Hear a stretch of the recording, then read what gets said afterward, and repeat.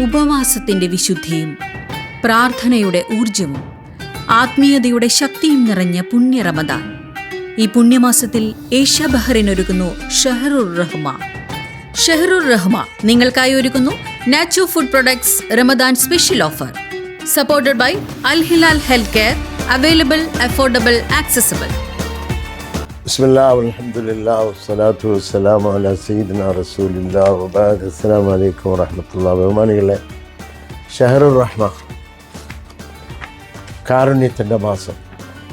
Asia Bahrain റമദാൻ്റെ 12ാമത്തെ ദിവസം ബഹ്റൈനിൽ നിങ്ങളുടെ മുമ്പേ ഏഷ്യ ബഹ്റൈൻ്റെ ദൗത്യവുമായിട്ട്. ബഹുമാനികളെ, ഇന്നത്തെ വിഷയം ഈ റമദാൻ മാസമാകുമ്പോൾ ഏകദേശം ലോകമെമ്പാടുമുള്ള ആളുകൾ നോമ്പുകാരനെ ശ്രദ്ധിക്കുന്നത് പോലെ തന്നെ ഇസ്ലാമിൻ്റെ ചില ആദർശങ്ങളെ ശ്രദ്ധിക്കുന്നുണ്ട്. അങ്ങനെ ഇസ്ലാമിൻ്റെ ആദർശങ്ങളെക്കുറിച്ച് മനസ്സിലാക്കുവാൻ ആഗ്രഹിക്കുന്നുണ്ട്. അതിൻ്റെ ഒരു ഭാഗമായിട്ട് നമ്മൾ ഇസ്ലാമിലെ ചില വാക്കുകൾ, ചില പ്രയോഗങ്ങൾ, ചില നിയമങ്ങൾ, അതിലൊന്നാണ് അധികമായിട്ടും ആളുകൾ കേൾക്കുന്ന ഹറാം ഹലാൽ. ഹറാം വേറെ, ഹലാൽ വേറെ. We will talk about Haram today. എന്താണ് ഈ ഹറാം എന്ന് കേൾക്കുന്നത്? ഇസ്ലാമിലെ നിഷിദ്ധമാക്കപ്പെട്ടത് എന്ന് പറയാം, പക്ഷെ അതിൻ്റെ യഥാർത്ഥ അർത്ഥം വിരോധിക്കപ്പെട്ടത് എന്ന വാക്കാണ് ഹറാം എന്ന് പറയുന്നത്. അതായത് ദീനിൽ അല്ലെങ്കിൽ പടച്ചതമ്പുരാൻ വിരോധിച്ച കാര്യങ്ങളെ ഹറാം എന്ന് പറയും.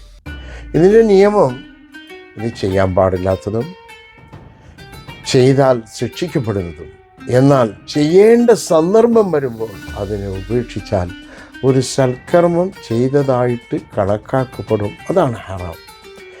ഈ ഹറാം എന്നുകൊണ്ട് ഉദ്ദേശിക്കുന്നതെന്ന് പറഞ്ഞാൽ, ഈ മതം എന്ന് പറയുന്നത് ജനങ്ങൾ സുഖമായിട്ട് ജീവിക്കാനുള്ളതാണ്, അല്ലാതെ ജനജീവിതം പ്രയാസമായി പോവാനുള്ളതല്ല മതം. മതത്തിൻ്റെ നിയമങ്ങൾ ഒരുപക്ഷെ ചോദിച്ചേക്കാം, അതിലെ നിയമങ്ങൾ പ്രയാസമാവുമല്ലോ.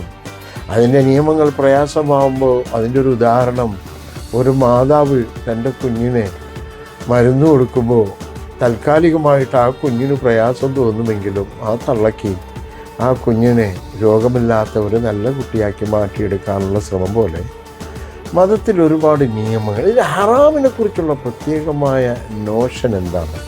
അതായത് ഇസ്ലാമിൽ ഒരു അടിസ്ഥാനപരമായ റൂളാണ്, ഒന്നിനെയും മതം നിഷേധിക്കില്ല.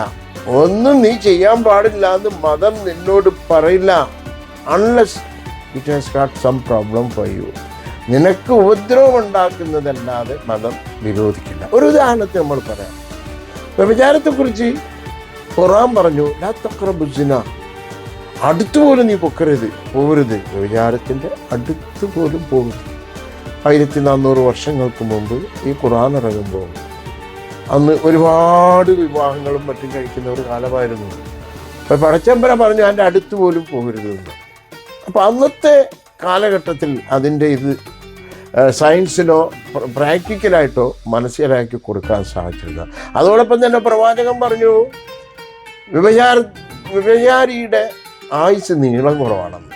അപ്പം നമ്മൾ എയ്ഡ്സ് വന്നപ്പോൾ മനസ്സിലാക്കി, ഓഹോ, ഇതായിരിക്കും പ്രവാചകൻ ഉദ്ദേശിക്കുന്നത്.